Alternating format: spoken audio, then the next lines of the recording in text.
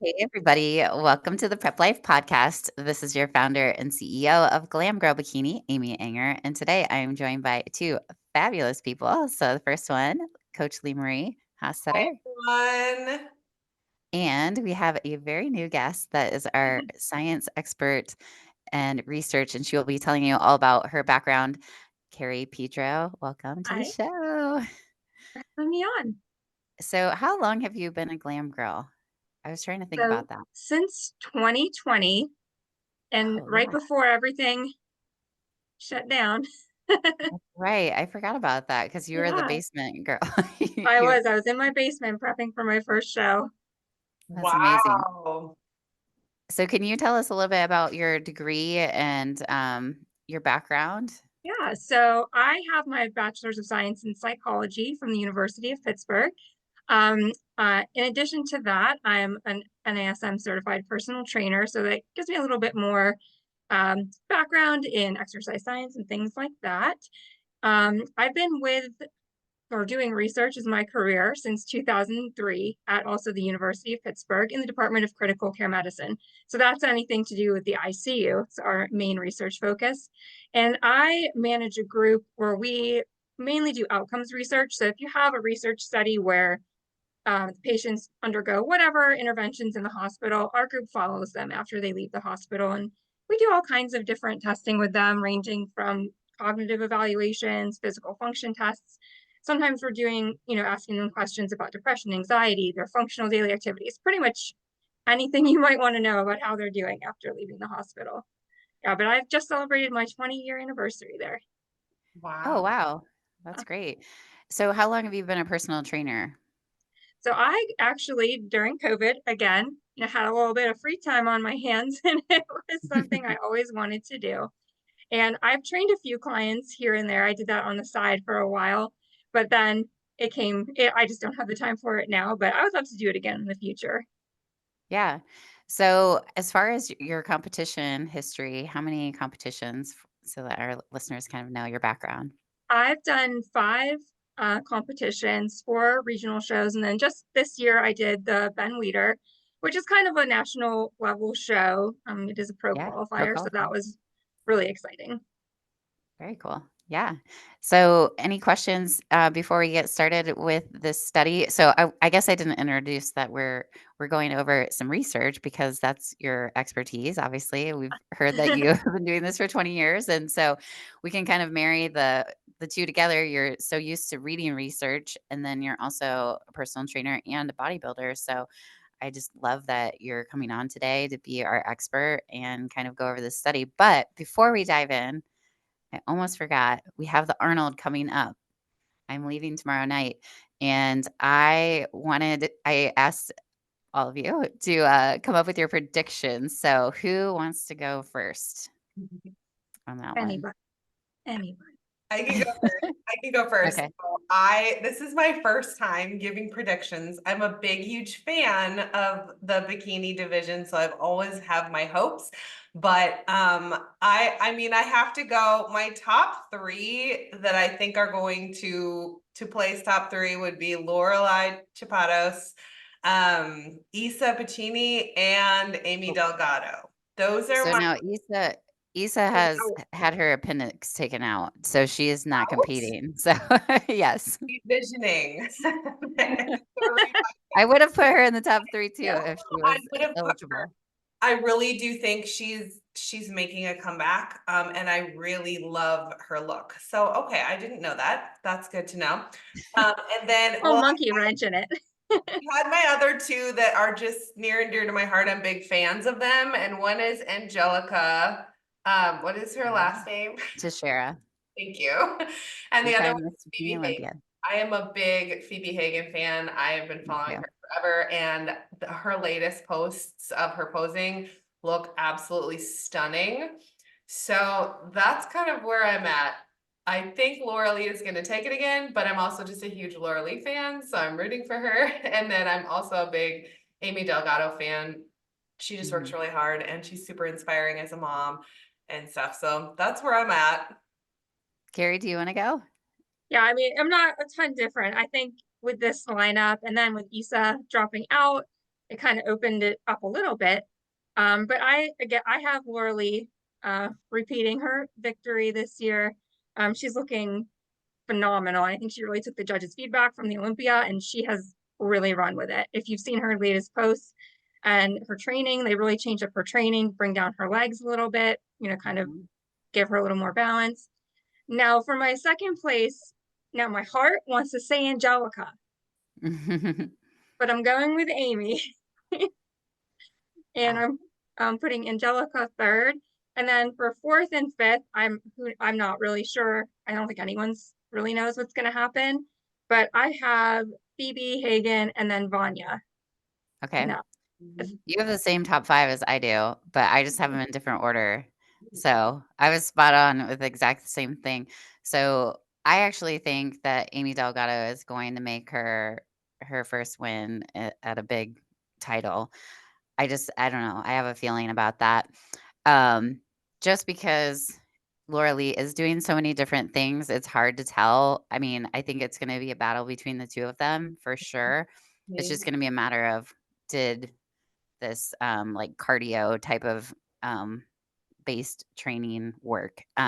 So that'll be the question. But I do think Angelica will get third.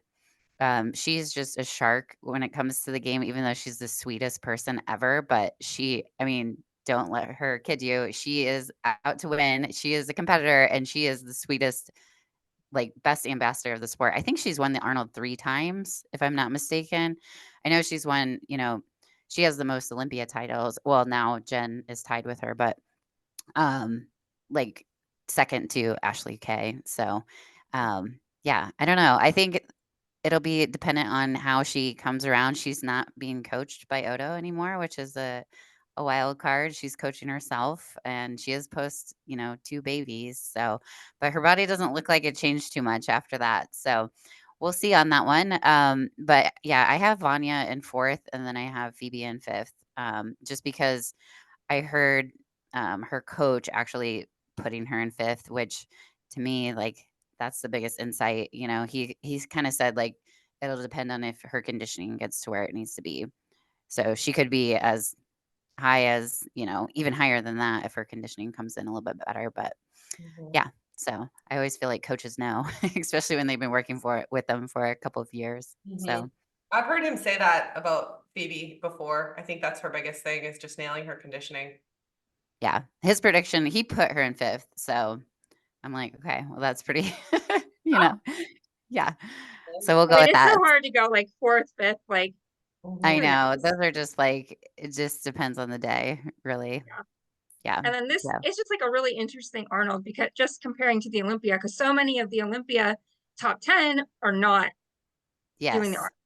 So Very true. it's gonna be a fun one for sure. Yeah, definitely. Okay, so let's just start with just kind of what this article was about. I felt like it was interesting and a lot of our listeners.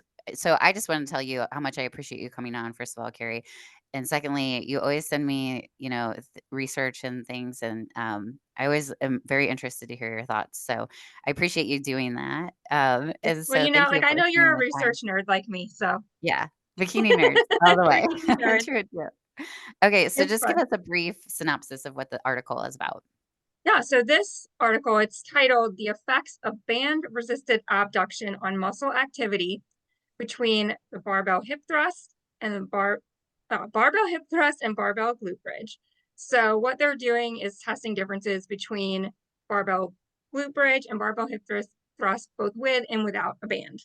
So I thought, as bikini athletes, we're very interested in this topic, building our glutes. And also we've all been using bands for, Yes. however long now. So it'd be good to know, like, is this the best way to be training? Or Yep. at least maybe. And So they that's what we're going to talk specifically about. use the Brett Contreras glute Yeah, loop in this study, right?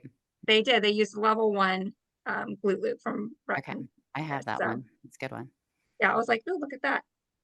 So, we're always trying to maximize our glute training. So I was excited to read this and see what it had to say. So this was actually a really new study. It was published just recently in September of 2023, which it takes a long time to conduct and publish a study. So that's very recent in the world of research.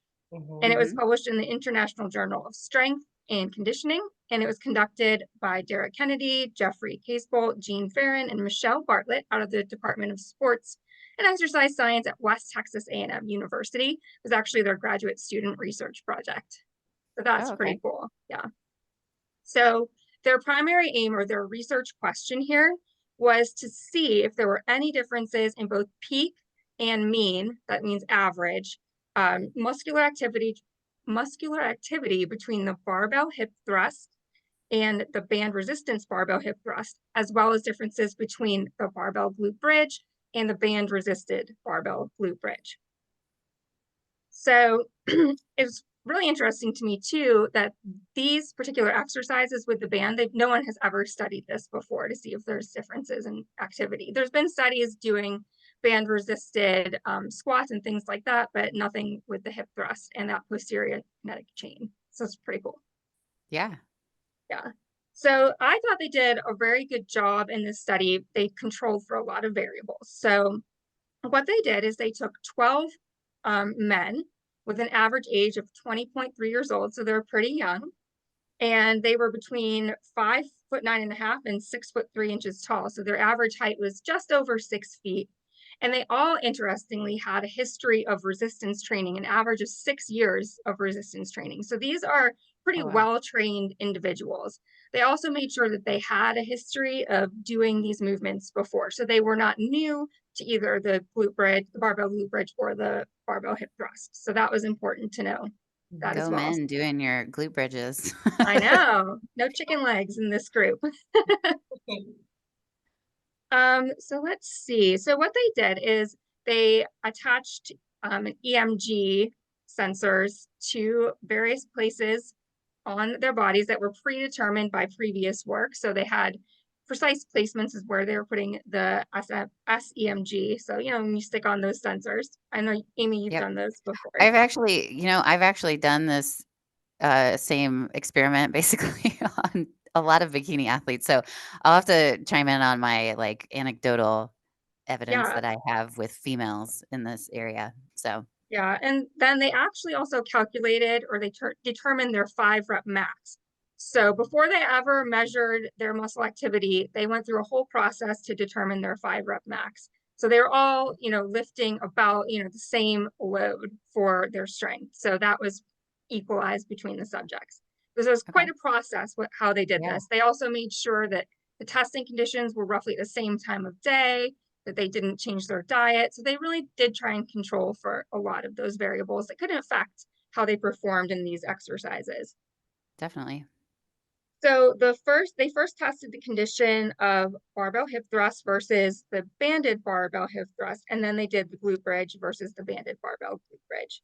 They actually randomized the order under which the subjects did each set. So, and they did them on different days.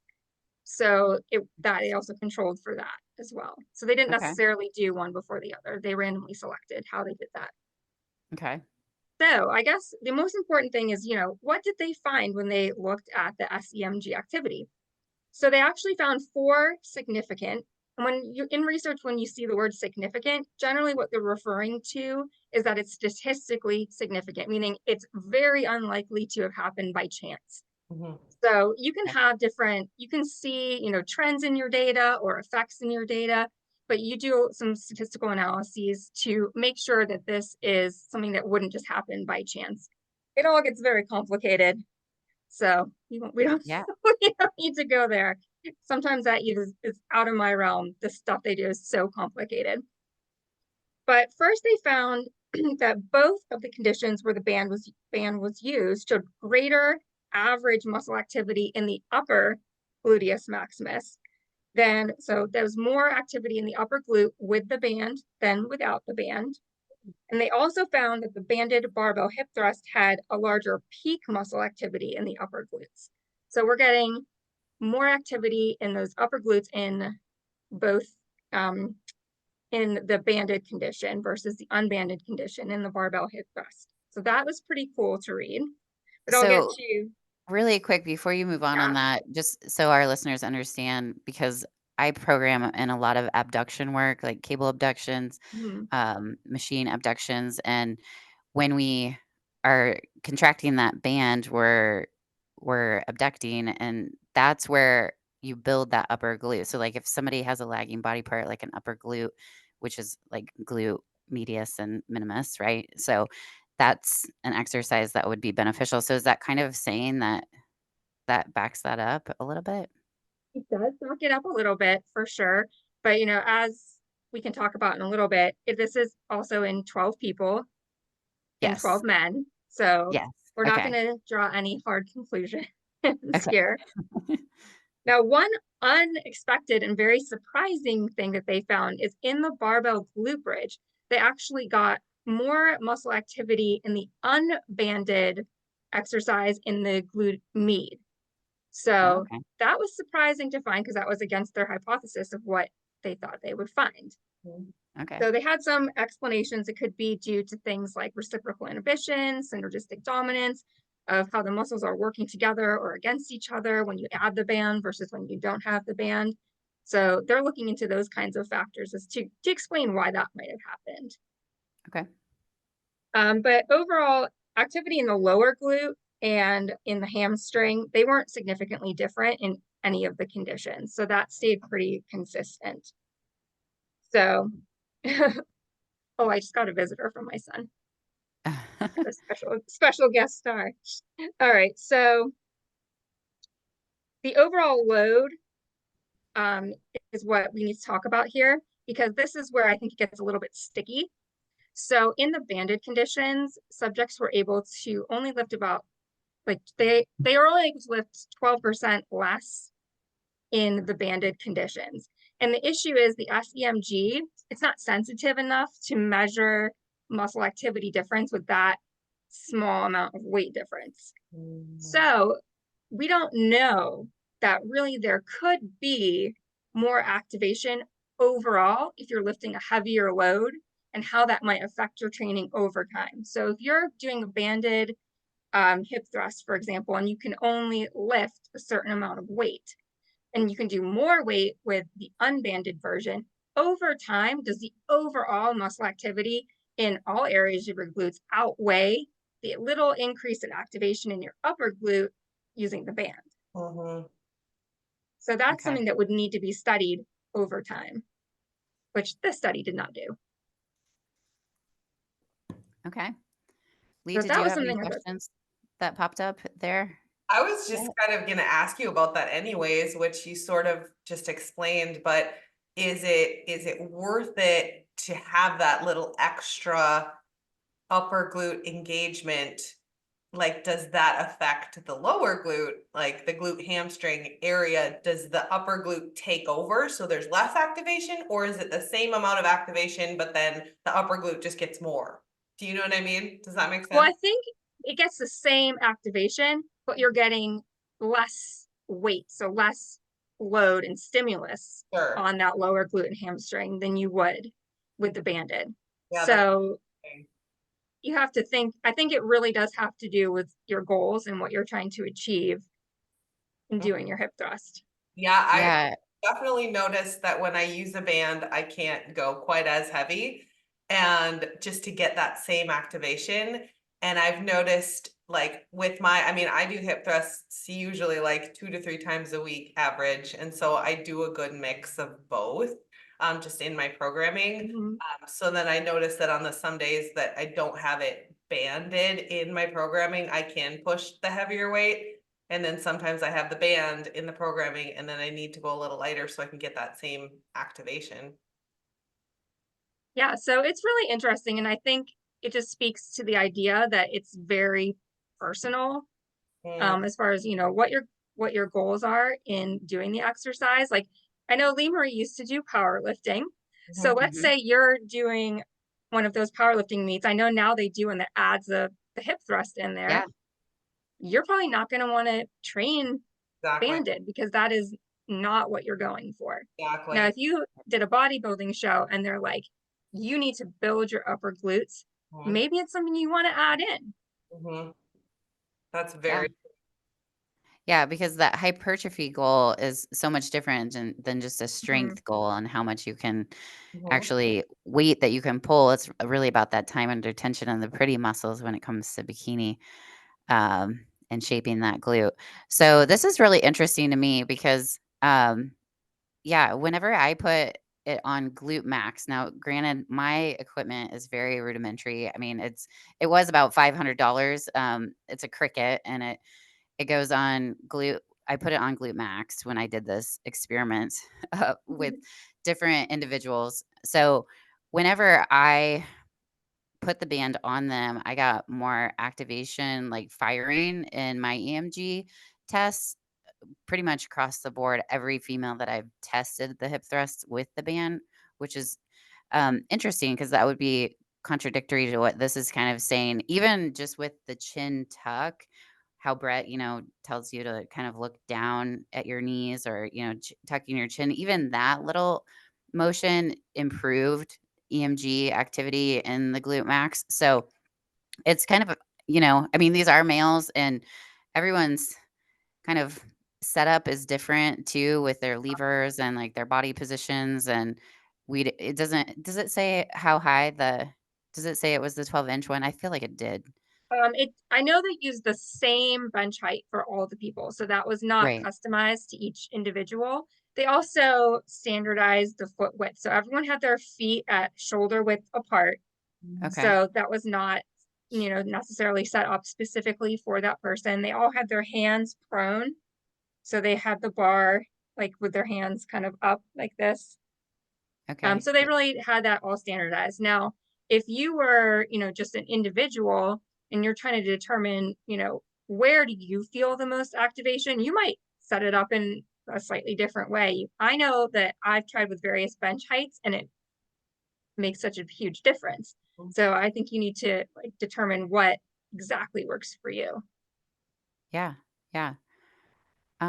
Okay, so what other, because I feel like you had a bunch of other things that were kind of like limitations of the study. Can you kind of go over those Yeah, and we in kind more of talked specifics? about them a little bit, Okay. but every study is going to have limitations, and it's not a negative thing. It's just you can't study everything, and you're never going to have unlimited money to answer Yes. every question that you want to answer. So I think, one thing we kind of talked about is that this had a very small sample size. You only have 12 individuals. Now, they did set up their statistical analysis plan to know that they needed at least 12 people to run their power calculations and make sure that things would be significant. But it's still a very small number. And then also, as we said, it's only in males. And I think this is especially relevant because we're looking at the posterior kinetic chain, the hip, the hip area. And for women, it's a very different physical structure. You know, how your femur goes into your hip socket, it comes in at a completely different angle than men. So Yeah, that's something that would need to be studied specifically in women. So that might absolutely. make it very different. Yeah, I agree. So for the average individual that, looks at a study like this and is like, oh, this is so overwhelming to kind of read through this. What are some tips and advice that you have for the general public, like your Yeah. public service announcement when it comes to reading research and trying to interpret that so that you can apply it to your own training and goals? Yes. Well, so one thing that just drives me nuts is when you see, in the media, a study headline that gets blown up out of proportion, Yeah. like, oh my God, your computer is going to cause cancer and blah, blah, blah. But then if you actually read the study, it's like it was in mice or like, something that wasn't even applicable, or it was 10 people, or it was a survey and it was completely correlational. So, one of the most important things is to never just look at the headline and assume that that is accurate or applicable to you. So, you want to kind of look into it a little bit more for yourself. And pretty much almost every research, at least the short abstract, is available free and anyone can read it. A lot of them are full text publicly available. And I mean, the different research designs, I mean, there's lots of different designs ranging from, double blinded placebo controlled trial, like you would think of like a drug trial, where Okay. it's very tightly controlled, it's like, very serious. Or you might have something like a huge survey that goes out to thousands of people where it's self-report.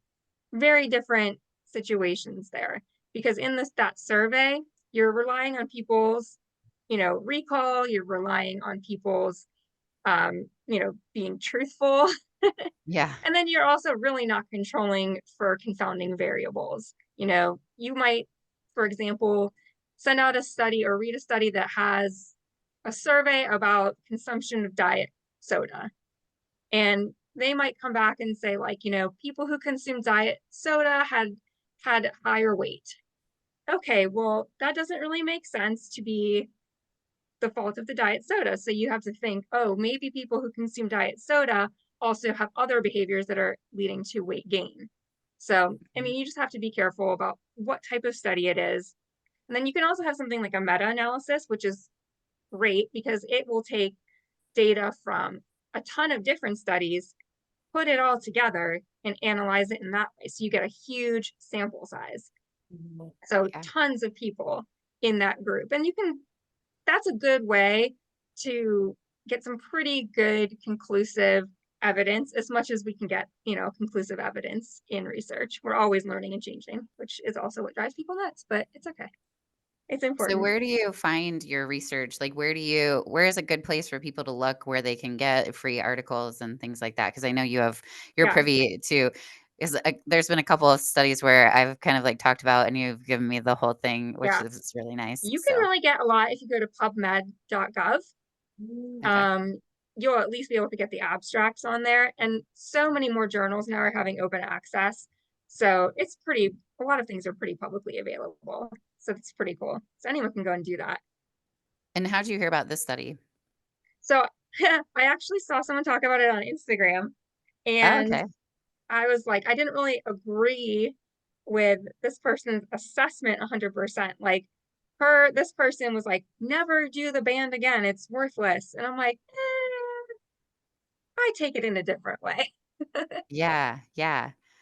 Tell us more about that. Like what are the specific reasons why you would still incorporate the band then? I think only because I don't think that this study alone is enough proof to say one way or another. And I Okay. think that for me, in my training, the band has been helpful. So, and I know that I feel good activation in the areas I want to build when I use the band. And I know I want to build my upper glutes. So, if that might help me build a little bit, then I'm totally happy to use it. Sometimes I do a hip thrust without the band as well. But I think Mhm. incorporating it, this study is not telling you conclusively in Mhm. any way that the band is not helpful. Yeah, I mean, it's kind of saying that it still does. I mean, it's kind of like a 2 for 1 deal, right? Right. So, I mean, if you really have lagging upper glutes, you might as well do it with another exercise because there's only so many things that you can do for the upper glute, like curtsy lunges and Mhm. side leg presses, the abduction like I talked about before with the cable or the machine. Correct me if I'm missing any. Lee Marie, can you think of any for No, specifically the upper glute? those are definitely the ones that I try to hit, variations of those for sure. Yeah. Yeah. So this is I mean, it's good information to know that you're getting both and then In if time, you wanna maybe. mix it up and do some non-banded so that you're just getting the maximal load on the glute max, But that could be something too that's like seasonal as well because, if you're lifting heavy in an improvement season and you're Hmm. really well fed and you can lift a lot of weight, maybe when you're kind of like leaning out and your reps are a little bit higher and your weight's lighter, this could be something that you could, again, like you said, 2 for 1 kind of Yeah, thing. I that's don't know. What are your thoughts? another factor too, that they didn't really look at is like how many reps, how many sets are you doing? Mhm. Because if you're doing, you have less load, then your overall volume might equate. So Mhm. that's another factor to take into consideration. And as we get closer to shows, as you said, our training does sometimes start to shift that way. And you might want to start sculpting a little bit more versus working on just brute strength or building as much as you can. Because at that point, you might not really even be building. so Right, much. because you might be, if you're not in maintenance or surplus, it's like you're kind of just like maintaining your muscle at that point if you're in a fat loss phase and things like that. So, yeah, very interesting. Any other points that you think were interesting that our audience would want to know? I think just another thing you want to take into account when you're looking at any research study, and I talked about this a lot already, but the sample size, Hmm. if you have a small number of people, it's just going to make it harder to generalize it outside of that group. And like in this particular study, it was a super homogeneous group. I mean, they were young men, resistance trained, all about the same height. I mean, they were very close. I mean, as far as a group could be. So Hmm. it's definitely hard to kind of extrapolate this data out towards any other group besides this group. So So these 6 foot tall males that want butts, yes. do it And without a so band. No. yeah, so you definitely want to look at the sample size, so how many people were in the study. And then it's also, again, really important to look at the population that was studied. First, make sure it's actually humans before you, you jump to any big Good conclusions. point. Because sometimes these headlines that you'll read, you'll look a little further and it will not even be a human study. Or it'll be in vitro or animal or something like that. And, I think a really famous one that people probably know about is aspartame linking to cancer study, where, I mean, the amount of aspartame that those rats were being fed is an amount that, like, you would never intake Yeah. in your lifetime, probably. Like, so, as they say, the devil's in the dose. So you can't really say from the animal study that it's 100% true in humans. And you can do things to animals. Sorry for the animal lovers out there, but there's a lot of restrictions on what you can do in human research. We have all kinds of controls, human research protections. You can't just do whatever you want to human Yeah. beings. And I think, this is a really good example of this would be like nutrition studies, because those are typically self-report. I mean, because it's really hard to control nutrition studies. You have to literally like lock people down in a metabolic ward, measure So out all their expensive. food, hand them, keep them there. One, it's so expensive. Two, people don't want to do it. It's Yeah. hard to find people who want to do it. And then there's all you can't then it's you can't do things that are unethical or may hurt the people.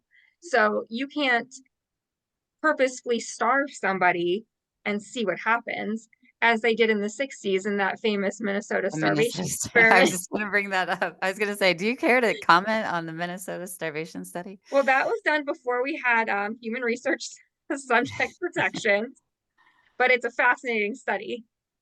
If Yes. you guys ever get a chance to look that one up, it was done by Ansel Keys in the 1960s, back when there were no rules, and they basically starved, I think, like 50 men, and Mhm. then let them refeed in various different ways and saw what happened to them.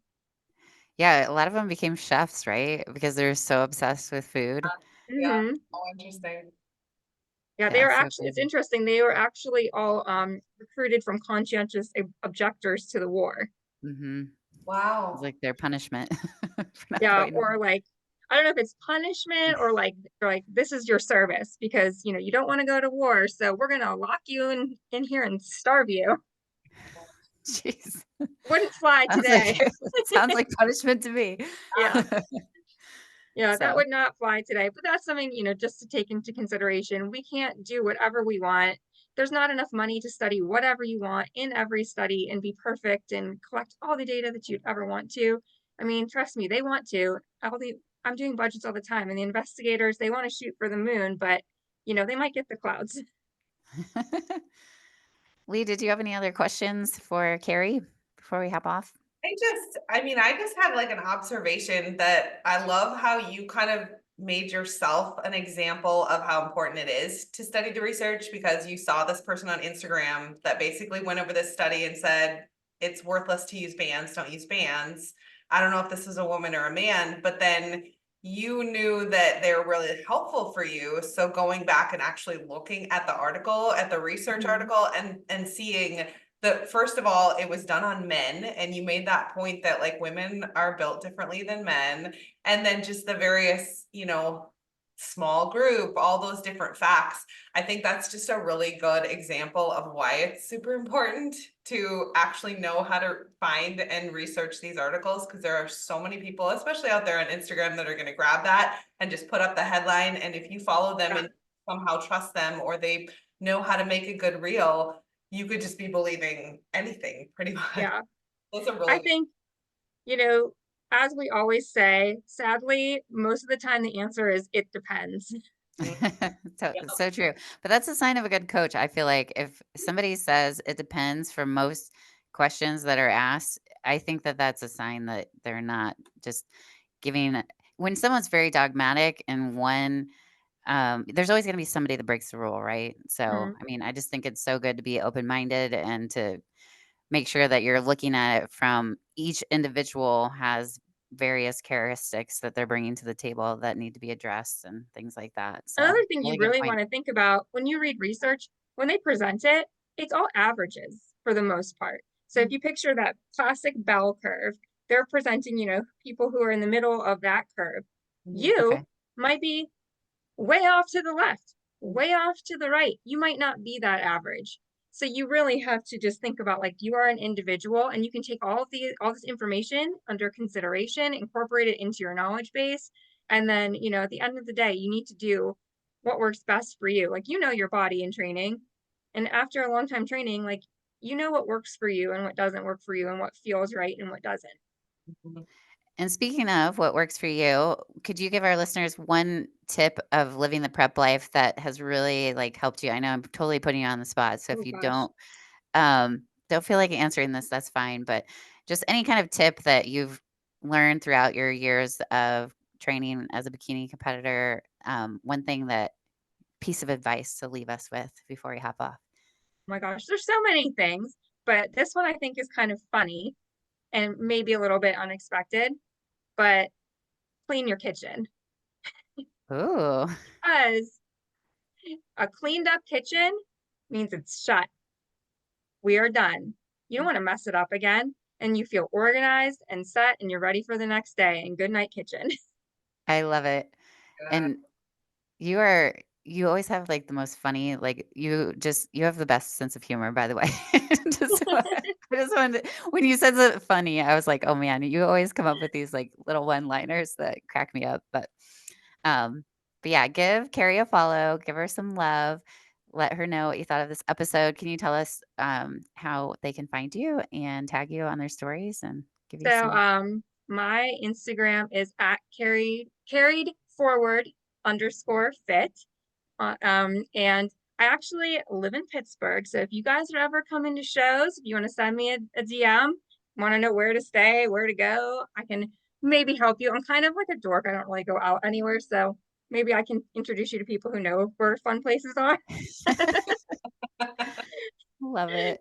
But you can come train with me at my gym down in the South Hills. But yeah, I try and be on Instagram. Yeah, you see Gary Udit and like Bill Sullivan all the time, don't you? Yeah, I In do the see gym them. that you train at. That's pretty Yeah. cool. I was just talking to Bill on Saturday about the Arnold. Wow. Oh yeah, is he judging? Yes, yeah, Obviously. Yeah. yeah. He Awesome. said it's just like fun because it's all the head judges or the top judges, so it's a little less Very pressure. cool. Yeah, yeah, and it's a smaller group too, so Yes. it's probably not easier to judge, but at least it's, like, less overwhelming when you don't have, like, 50 people up there He's doing the versus amateur as well. So I told him to oh, carve okay. up. Well, tell him to root for my girl, Charla, in wheelchair on Thursday.